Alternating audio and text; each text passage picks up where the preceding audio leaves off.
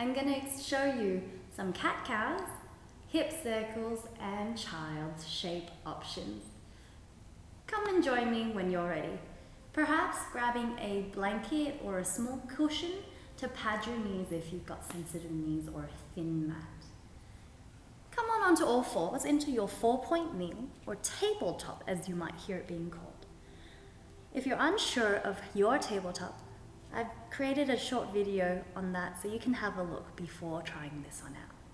Setting up into your tabletop, hands underneath shoulders, knees underneath your hips, finding your neutral pelvis and spine. With cat-cows, we start by leading with our hips and tailbone. So tilt your tailbone up towards the ceiling, your hips drop slightly, lower your belly, lift your chest, lift your nose.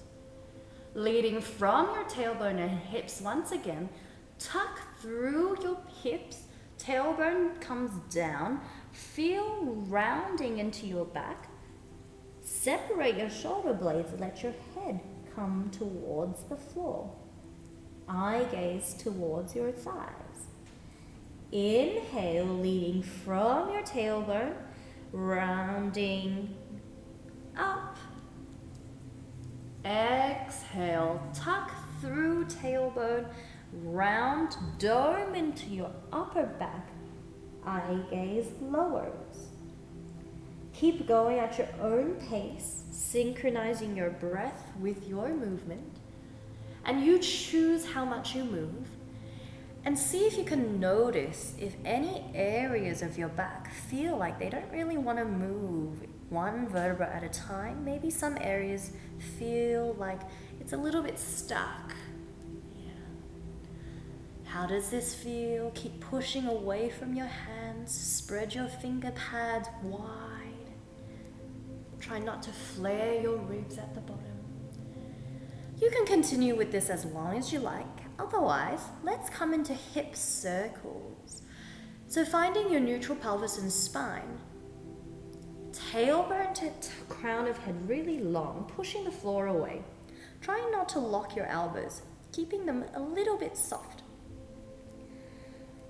Hip circles, lower your hips back and down to one side and then circle back up. You can start to bend your elbows as much as you need, or you can keep your elbows fairly straight.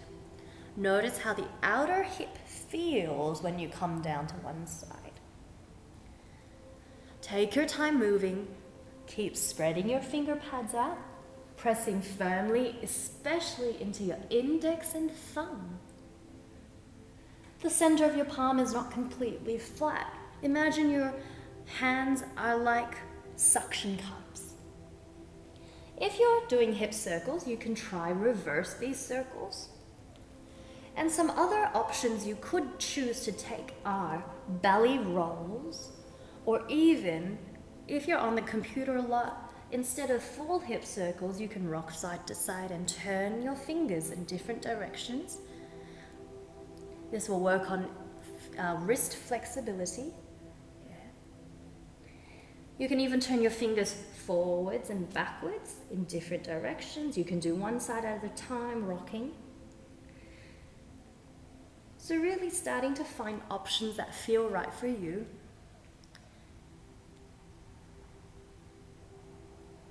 And even one option with wrists and hips would be to rock back and forth, turning your fingers towards your knees, palms up, and being really gentle with your wrists. Not over moving in any ways. Okay. So exploring your movements, there's really no right or wrong movements as long as there's no sharp pains in your body and you can still breathe easily. You've got about 3 more breaths, 2, and perhaps 1 more breath.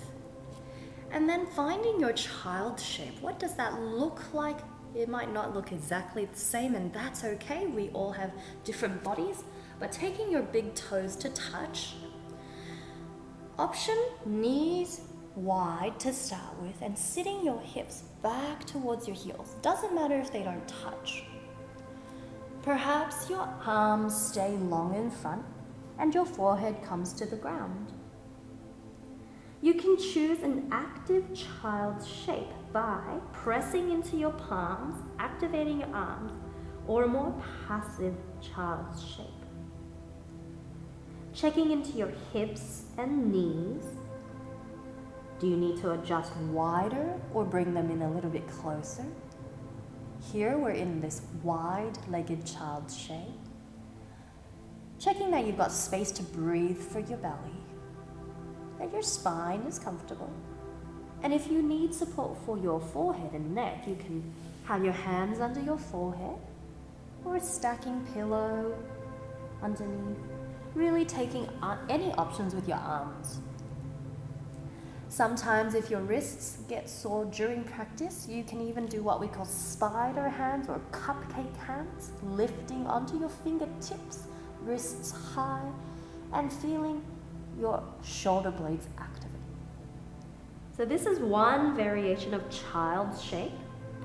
Another variation would be if your back needs a little bit of release, take your knees as close as you can, rounding through your spine. Forehead might come down onto a pillow or a blanket, and letting your arms rest next to you.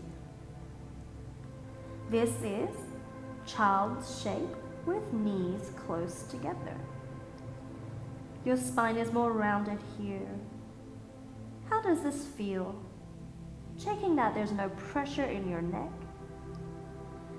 You can even wriggle your hips slightly or even rock your head a little bit. You could rest in child's shape in any practice, anytime, for as long as you need. Checking in that you can breathe easily. Perhaps we stay for 3 more rounds of breath.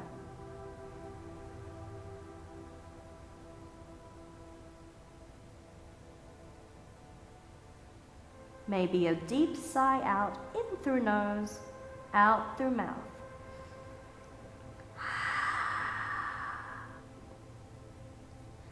Take your time coming back up to a seat.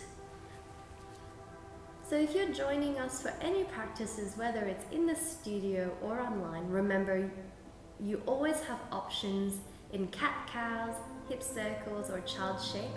You can use those anytime throughout your practice, and you can take your own variations. Thanks for giving this a go. Have a great afternoon.